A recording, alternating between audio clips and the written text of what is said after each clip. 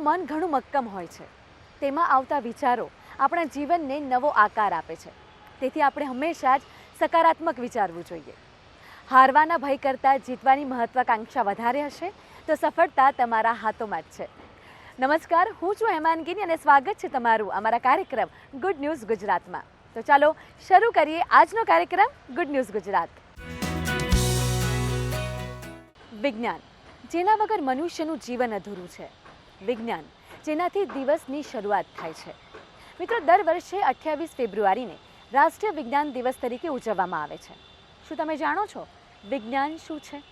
વિજ્ઞાન અને માણસ વચ્ચેનો સંબંધ કેવો છે? તો આવો જોઈએ.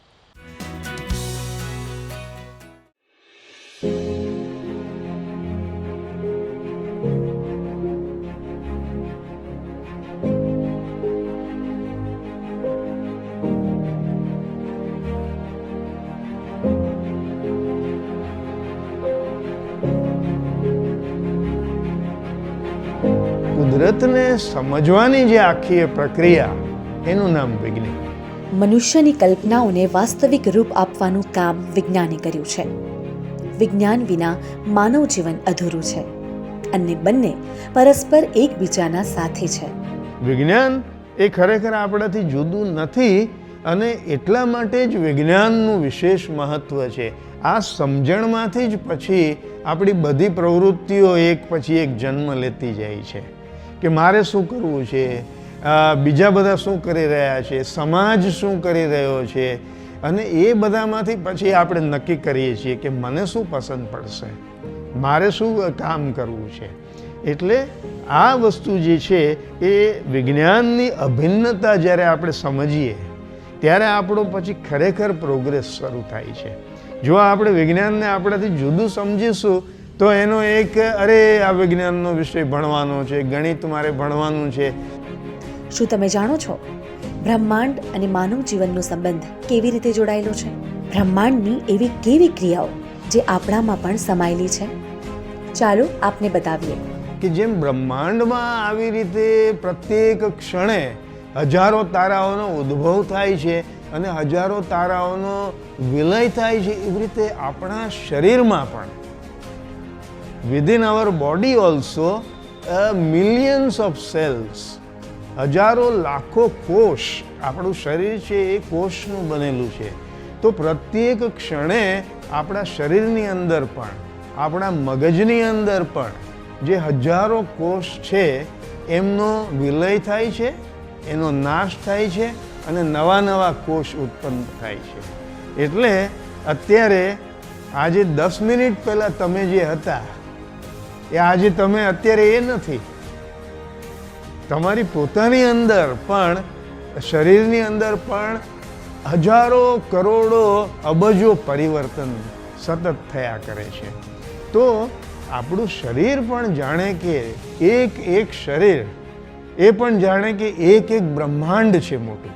તો બ્રહ્માંડમાં જેવી રીતે નેટવર્કિંગ છે આખું ગેલેક્સીઝ વચ્ચેનું, એવી રીતે આપણા મગજની અંદરના જે નોડ્સ છે બધા, એનું આખું નેટવર્કિંગ છે. જેવી રીતે બ્રહ્માંડમાં આખા ગેલેક્સીઝ વચ્ચેના જે ઇન્ટરસ્ટેલર મીડિયમની અંદર બધા જે મેસેજીસ અને જે કનેક્શન્સ છે, એવી રીતે આપણું આખું જે મગજ છે એની અંદર આખા જે ઇલેક્ટ્રિક કરન્ટ્સ સતત રીતે ફ્લો થતા હોય છે. જનીન વિજ્ઞાન, મનુષ્ય અને વિજ્ઞાનના જોડાવાથી માનવ જાતિનું અસ્તિત્વ જોડાયેલું છે. આજે વિજ્ઞાન અને જીનેટિક્સના સમન્વયથી વેક્સિનેશનનું કામ પણ સફળ થયું છે.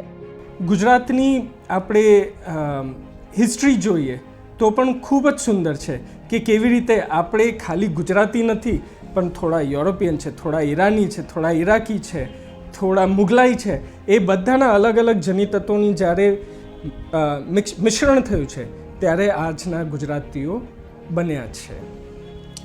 સાથે સાથે જનિતત્વોને જોઈએ તો આપણને ખબર પડે કે આપણા કે બીજા કોઈ પણ પશુ પક્ષીઓ છે એમનામાં કેમ અંતર છે. એવી કઈ શ્રૃંખલામાં ફેરફાર હતી જેની લીધે પક્ષીઓની ચાંચ છે, જ્યારે આપણું મોઢું છે, એમનું નાક એકદમ નાનું છે પણ આપણું નાક એકદમ મોટું છે, એ બધી ખબર પડે છે. એના સાથે સાથે આજકાલ જનિતત્વનો વિજ્ઞાન ઉપર પણ ખૂબ મોટો અસર થયો છે. જ્યારે આ 300 કરોડ અક્ષરોને વાંચવાની પદ્ધતિ છે જેને આપણે સિક્વન્સિંગ કહીએ છીએ 1990ની અંદર, એ પદ્ધતિને કરવા માટે $3 બિલિયન જોઈતા હતા અને 13 વર્ષ લાગતા હતા. આજે વિજ્ઞાન એટલું આગળ વધ્યું છે, ટેકનોલોજી એટલી આગળ વધી છે કે એ જ 300 કરોડ અક્ષરોને વાંચવા માટે આપણને 2 દિવસ લાગે છે ને $1000 કામ થઈ જતું હોય છે. ને આ વિજ્ઞાન અને માનવજાતિનો અને જનિતત્વનો જે એક સાથે સંમેલન થયો છે એના લીધે આજે આપણે નવી નવી વેક્સિનો બનાવી શકીએ છીએ, નવી દવાઓ જે કેન્સર જેવા રોગો છે એના માટે બનાવી શકીએ છીએ અને સાથે સાથે લોકોનું આયુષ્યમાં પણ મદદરૂપ થઈ શકીએ છીએ. આધુનિક યુગ સાથે બદલાતી આ દુનિયા પણ આધુનિક બની રહી છે.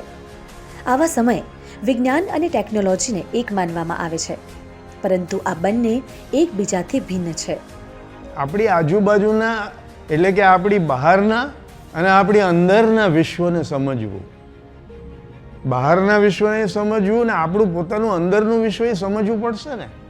અંદરનું વિશ્વ નહીં સમજીએ, આપણી પાચન ક્રિયા કેમ ચાલે છે, આપણી તંદુરસ્તી, આ બધું આપણું અંદરનું જગત છે. તો આ બંનેને જે સમજવાનું કામ સૃષ્ટિને, અંદરની કે બહારની, એનું નામ વિજ્ઞાન. આ આખું એ જે વિશ્વ છે, બ્રહ્માંડ છે, એક ચોક્કસ નિયમો પ્રમાણે ચાલે છે. તો એવી જ રીતે આપણું શરીર પણ નિયમો પ્રમાણે ચાલે છે.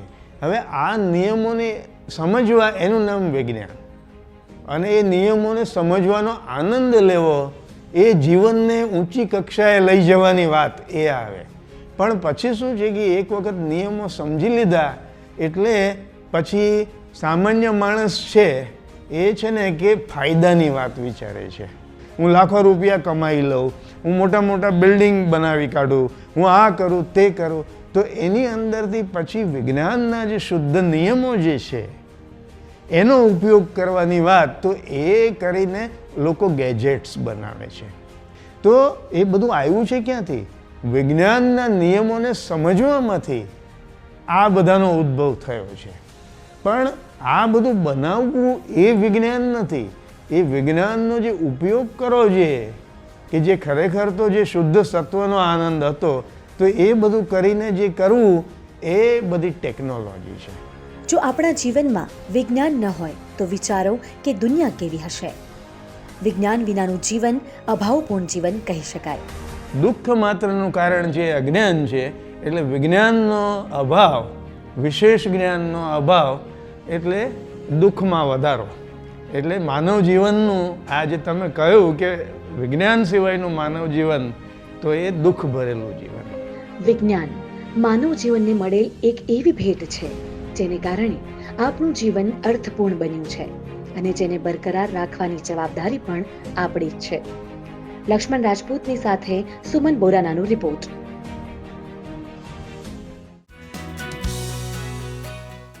રેડિયો નામ સાંભળતા જ જૂની પેઢી એની મીઠી યાદોમાં સરી જાય અને નવી પેઢી મોડર્ન રીતે રેડિયો સાથે કનેક્ટ થાય. આજના ડિજિટલ યુગમાં પણ રેડિયોની લોકપ્રિયતા ઘણી છે. ત્યારે આવો જોઈએ પહેલાંના અને આજના સમયની રેડિયોની ઉપયોગિતા, રેડિયોને ચાહનારા લોકો અને રેડિયો વિશેની કેટલીક અવનવી વાતો.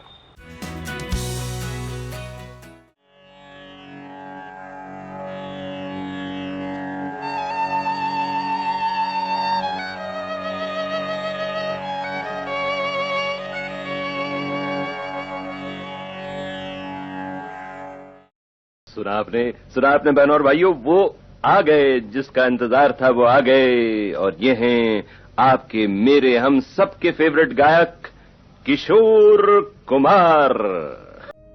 રેડિયો પરની આ પ્રસ્તુતિના ચાહક આજે પણ ઘર ઘરમાં છે.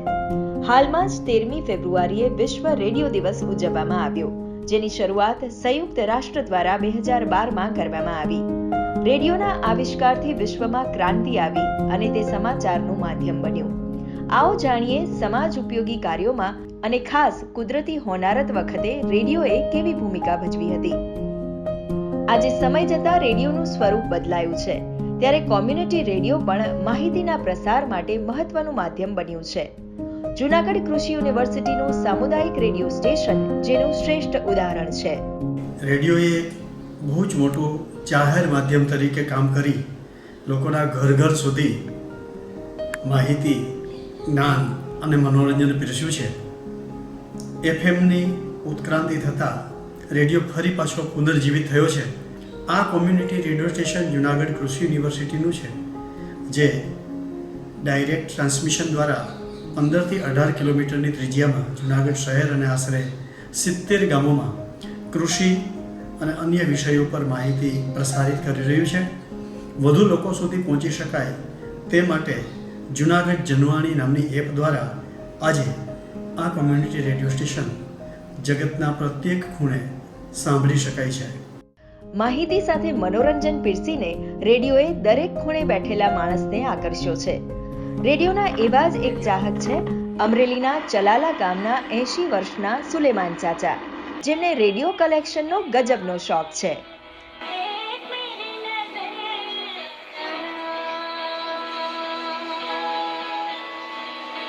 આજથી 100 વર્ષ પહેલાં એનો જમાનો શરૂ થયો, તો આજે પણ રેડિયો એટલો જ પ્રખ્યાત છે. તમે વિચારો કે ટેપ રેકોર્ડ આવ્યા, પ્લેયરો આવ્યા, ડિજિટલ સાઉન્ડ સિસ્ટમ બધી આવી, જેમાં રેડિયો આવતા, એમાં ટીવી વિથ રેડિયો આવતો, પ્લેયર વિથ રેડિયો આવતો, સીડી વિથ રેડિયો આવતો, અત્યારે table with radio, table lamp with radio આવે. આ બધા મોડલ મારી પાસે છે, મેં જાણી રાખ્યા છે. VCR વિથ રેડિયો આવે, ટીવી વિથ રેડિયો આવે. તો આ બધા તો લુપ્ત થઈ ગયા. આજે ટીવીનો જમાનો ઓછો થઈ ગયો, સીડી પ્લેયરનો જમાનો ઓછો થઈ ગયો, પેન ડ્રાઈવ આવી ગઈ, પણ છતાં રેડિયો તો બધા સાથે સંકળાયેલો. અને લેટેસ્ટ અત્યારે તમે જુઓ મોબાઈલ, તો મોબાઈલમાં FM રેડિયો તો હશે જ, તો લુપ્ત થવાને બદલે એનું સ્થાન તો એટલું ને એટલું હાઈ લેવલે છે. શિક્ષણ, અભિવ્યક્તિ, ચર્ચા, માહિતી કે મનોરંજનમાં રેડિયોની ભૂમિકા અદ્ભુત રહી છે. પ્રધાનમંત્રીના મન કી બાત કાર્યક્રમના પ્રસારણે રેડિયોને નવો આયામ આપ્યો છે. આજે ડિજિટલ યુગમાં પણ નવા સ્વરૂપ સાથે રેડિયોએ પોતાનું સ્થાન જાળવી રાખ્યું છે. वाह वाह वाह वाह भाई, कितने खुशनसीब हैं हम. ગુડ ન્યૂઝ ગુજરાત માટે ગુડ ન્યૂઝ ટીમનો રિપોર્ટ. મિત્રો, ગુજરાતનું વડનગર શહેર, જેને પ્રધાનમંત્રી નરેન્દ્ર મોદીના વતન તરીકે પણ ઓળખવામાં આવે છે, એક એવું શહેર જે પોતાના 2500 વર્ષના ઇતિહાસને જીવંત રાખીને ઊભું છે. એક એવું શહેર જે હવે દુનિયાના નકશા પર જોવા મળશે. તો ચાલો એક મુલાકાત કરીએ વડનગરની રોચક અને રમણીય સ્થાનોની.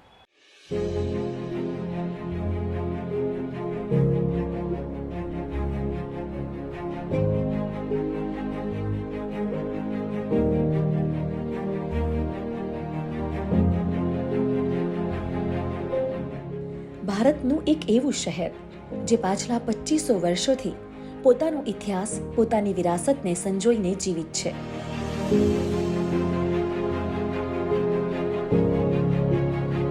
ગુજરાતનું વડનગર એક એવું શહેર જે 2500 વર્ષથી પોતાની સંસ્કૃતિને લઈને આગળ વધતું રહ્યું.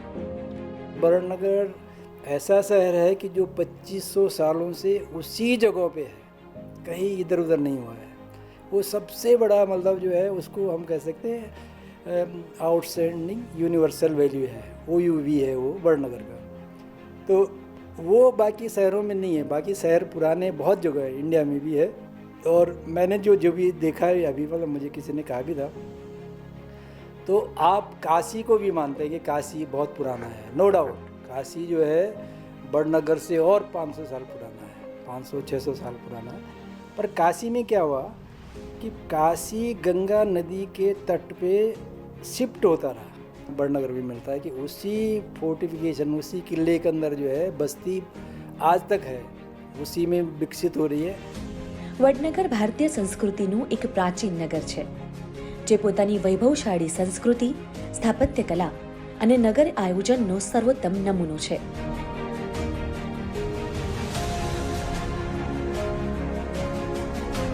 વડનગરનું હૃદય કહેવાતું હાટકેશ્વર મંદિર શહેરની બહાર બનેલ એક એવું મંદિર છે કે જેનો ઇતિહાસ પોતાનામાં જ પરિપૂર્ણ છે. અહીંયા આવનાર દરેક વ્યક્તિને આ મંદિરની નકાશી અને એની બનાવટ મોહિત કરી દે છે.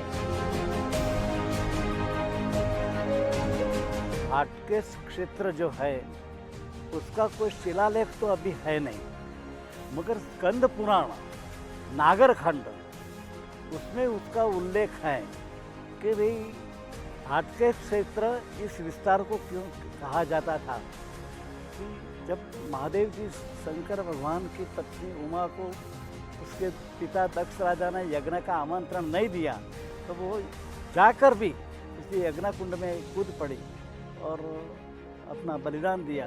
तो शंकर भगवान ने उसको लेके निकले थे तो वड़नगर आकर वो चमत्कार हुआ और ब्रह्मा जी ने वहाँ शिव जी का सुवर्ण लिंग स्थापित किया।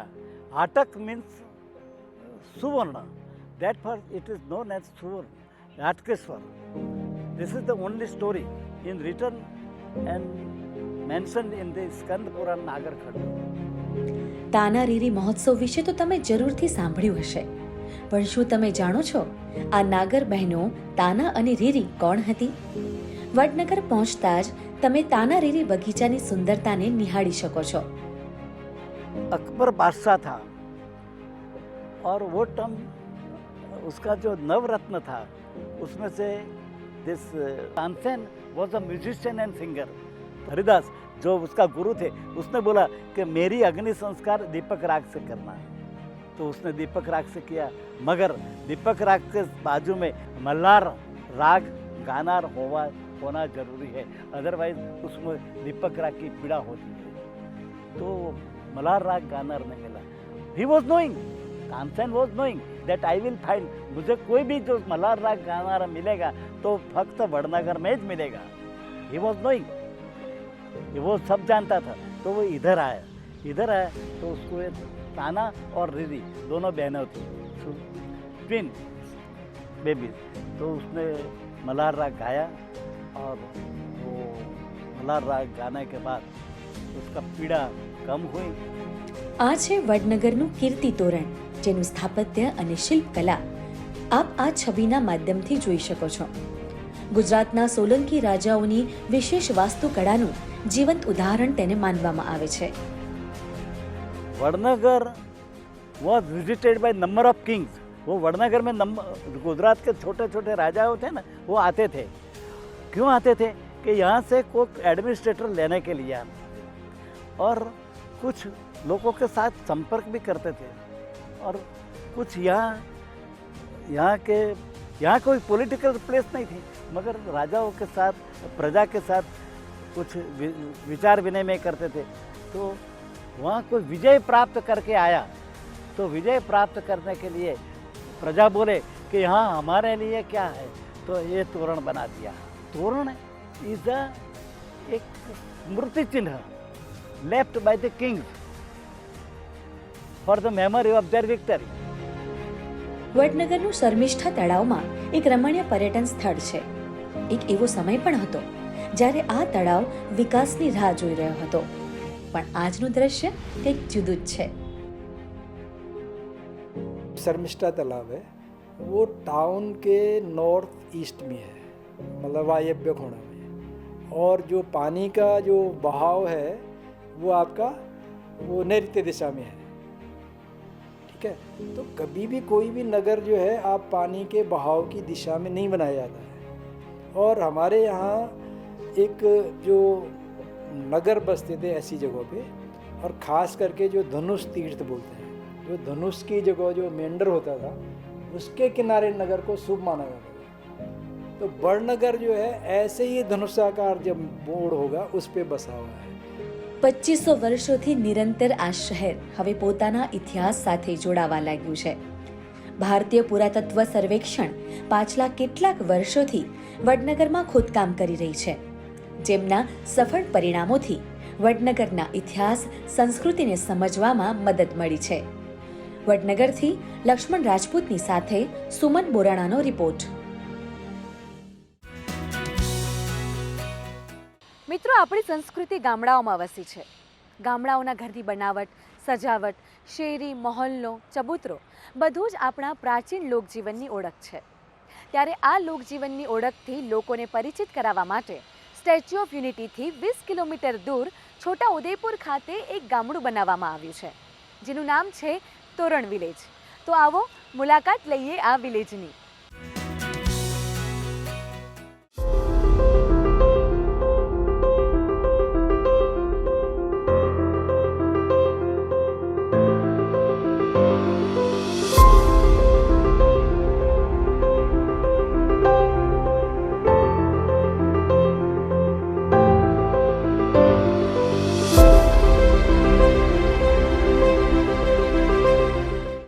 વાંસમાંથી માટીના અને છાણના લીપણથી બનેલ સુંદર સજાવેલ ગોળાકાર કે અન્ય બાંધણીના ઘરો ગુજરાતના જુદા જુદા પ્રદેશના ગ્રામીણ બાંધકામની વિશિષ્ટ ડિઝાઇનના ઘરો છે, જે છત્રછાયા આપવાની સાથે સાથે જે તે પ્રદેશની આગવી ઓળખ પણ છતી કરે છે, જેને એક જ સ્થળે જોવાનો લાવો અને સાથે ગ્રામીણ જીવનનો અનુભવ લેવો હોય તો આવવું પડે સ્ટેચ્યુ ઓફ યુનિટીથી 20 કિલોમીટરના અંતરે આવેલ છોટાઉદેપુરના લીંડા ગામે નિર્માણ પામેલ તોરણ વિલેજમાં. ગુજરાત પ્રવાસન નિગમ દ્વારા આ લોકેશન પસંદ કરવા પાછળનું એક મુખ્ય કારણ એ છે કે અહીંયાથી ખૂબ જ નજીક સ્ટેચ્યુ ઓફ યુનિટી, જે પ્રવાસન ધામ તરીકે ઓળખાય છે, એ આવ્યું છે અને લાખો પ્રવાસીઓ ત્યાં આવે છે. તો એ પ્રવાસીઓને એક નવું એટ્રેક્શન મળે, એક ગુજરાતના ગ્રામ્ય સંસ્કૃતિથી પરિચિત થાય. ગુજરાતના ગામડાઓની સંસ્કૃતિ, કલા, ત્યાંની રહેણીકરણી, શેરી, ફાનસ, ગાડા, ચબૂતરો આ બધાની વચ્ચે લોકો ગ્રામ્ય જીવનનો અનુભવ કરી શકે છે. આધુનિક જીવન સાથે ભૂલાઈ જતા ગામડાઓની ઝાંખી શહેરીજનોને મળે તે માટે ગુજરાત પ્રવાસન નિગમની આ પહેલ છે.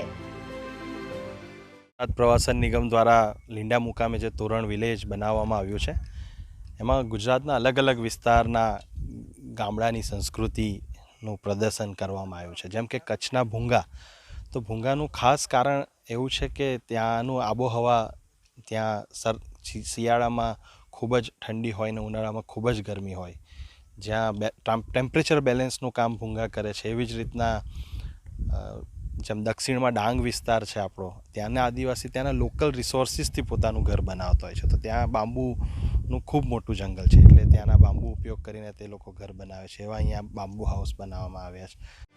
દેશ વિદેશથી સ્ટેચ્યુ ઓફ યુનિટી નિહાળવા આવતા પ્રવાસીઓ આ તોરણ વિલેજની મુલાકાત લઈ હવે ગુજરાતની ગ્રામીણ સંસ્કૃતિથી રૂબરૂ થઈ શકશે. કચ્છ, મધ્ય ગુજરાત, દક્ષિણ ગુજરાતના ઘરોની વિશિષ્ટ ડિઝાઇન અહીં જોવા મળે છે. ગુડ ન્યૂઝ ગુજરાત માટે છોટાઉદેપુરથી માજિદ ખાનનો રિપોર્ટ. મિત્રો, જો તમને એક સવાલ પૂછવામાં આવે કે સવારે ઉઠતાની સાથે જ સૌપ્રથમ પીવાતું પીણું કયું, તમારા મનમાં એક જવાબ આવ્યો હશે. જી હા, અને એ જવાબ સાચો છે. એ છે ચા. આદુ, પુદીના, મસાલા, લીલી ચાનો તો સ્વાદ તમે માણ્યો હશે, પરંતુ સુરતવાસીઓ ચામાં લાવ્યા છે નવા ફ્લેવર્સ. કેવા છે આ ફ્લેવર્સ અને કેવી છે આ ચા, આવો માણીએ.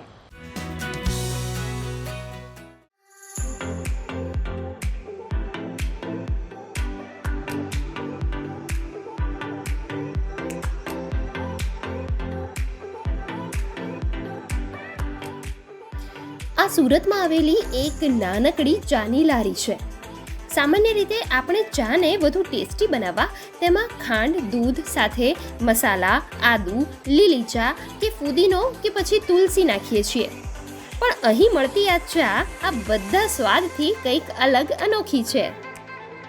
સ્વાદની વાત છે અને લોકોને નવું નવું જોઈએ છે, તો બધા ઘણા આવે છે અને પોતપોતાની મંતવ્ય છે કે ભાઈ કેમ છે. મેં હમણાં 3-4 ફ્રૂટની ચા પીધેલી છે, સફરજનની પીધેલી, કેળાની પીધેલી છે. એ જે ફ્રૂટ તમે લાવીને આપો એ ફ્રૂટની ચાય બનાવીને આપે છે, આપણે હમે જ બનાવીને આપે છે ને ચા એકવાર પીઓ તો પીતા રહી જાઓ તમે. સુરતના સોની ફળિયા પાણીની ભીત ખાતે આ ચાની લારી આવેલી છે.